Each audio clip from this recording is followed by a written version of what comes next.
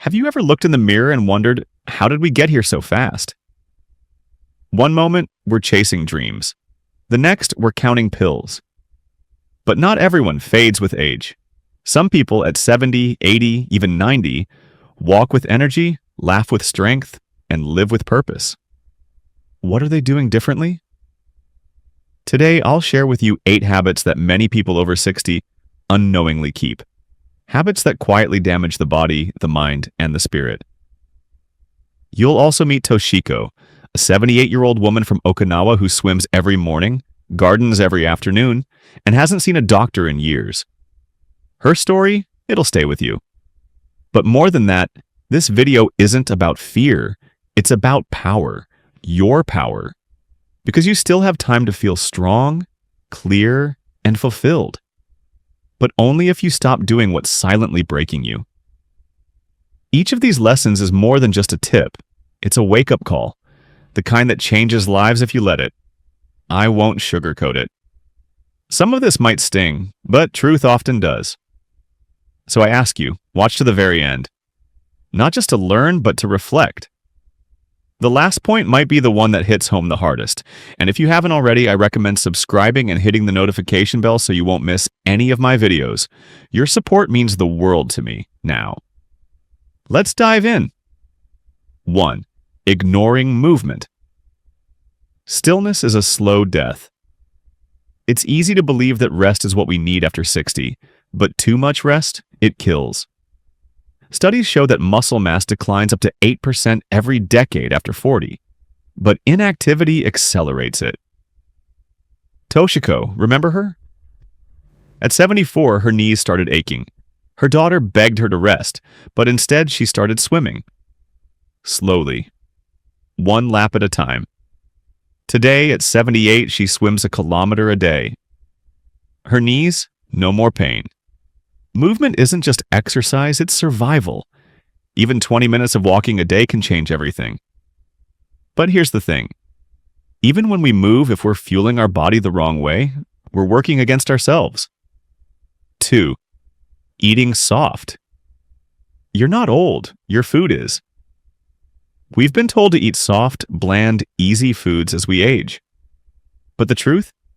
Those choices are slowly weakening your body from the inside out. I met Hiroshi in Tokyo, 82 years old, still eating raw carrots and steamed greens. He chewed slowly, thoughtfully. He said, "If I stop using my jaw, I stop using my brain." And science agrees.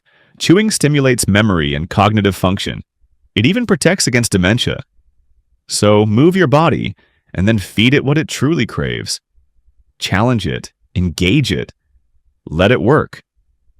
But even if your body is nourished, there's one silent killer that sneaks in when no one's looking. 3. Withdrawing from social life. Loneliness is deadlier than obesity. Loneliness doesn't make headlines, but it breaks hearts and lives. Social isolation increases the risk of death by 29%.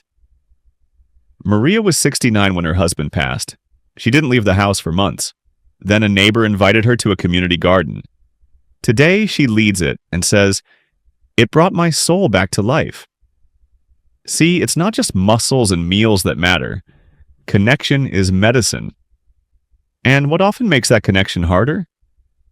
We forget to care for the basics, like water. 4. Not drinking enough water. Dehydration is aging in disguise. After 60, your sense of thirst dulls, but your body still needs hydration to function, repair, and thrive. Joe was a retired firefighter who fainted one summer day. Doctors found no illness, just severe dehydration. He drank coffee, juice, soup, but not water. Hydration is the cheapest anti-aging solution on the planet. Don't wait to feel thirsty. Drink because your body needs you to. And if your days feel foggy, heavy, or out of control, the next habit might explain why. 5. Living without routine. Disorder creates decline. Without structure, time slips through our fingers. The brain loses track, the heart loses meaning. I once interviewed a 91-year-old painter in Kyoto. He followed the same schedule every day. Wake at 6, paint at 10, walk at 3, read at 7. He told me, "My routine is my compass. I never feel lost." Routine is not restriction, it's rhythm, and your rhythm tells your body and your spirit that life still has purpose. But sometimes it's the emotional clutter we carry that blocks that rhythm. 6. Carrying regret. Your past doesn't deserve your present. Regret is a heavy anchor, and too many people over 60 carry it in silence.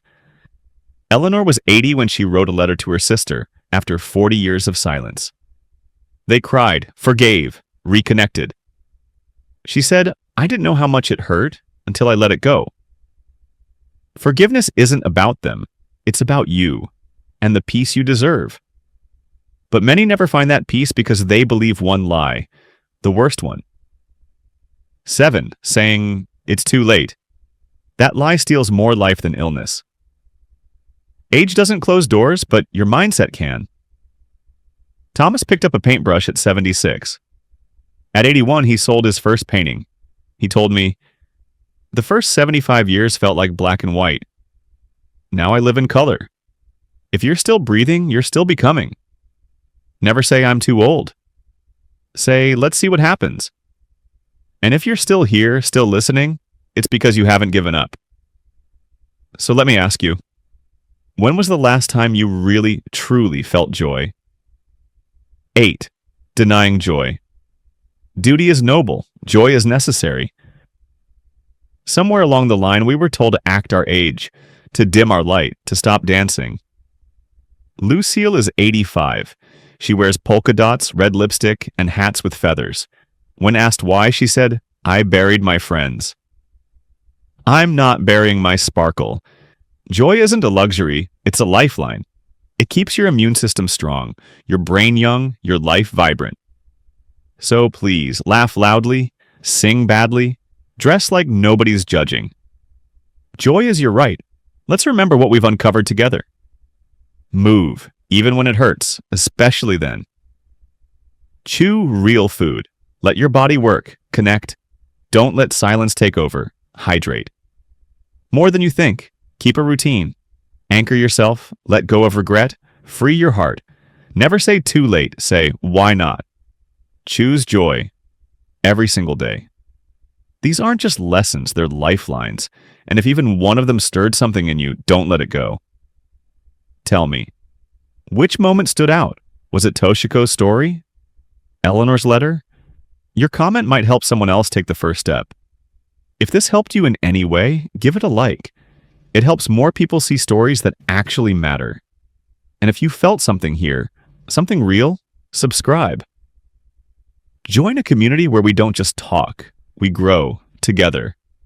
Because no matter where you are in your journey, your next chapter starts now.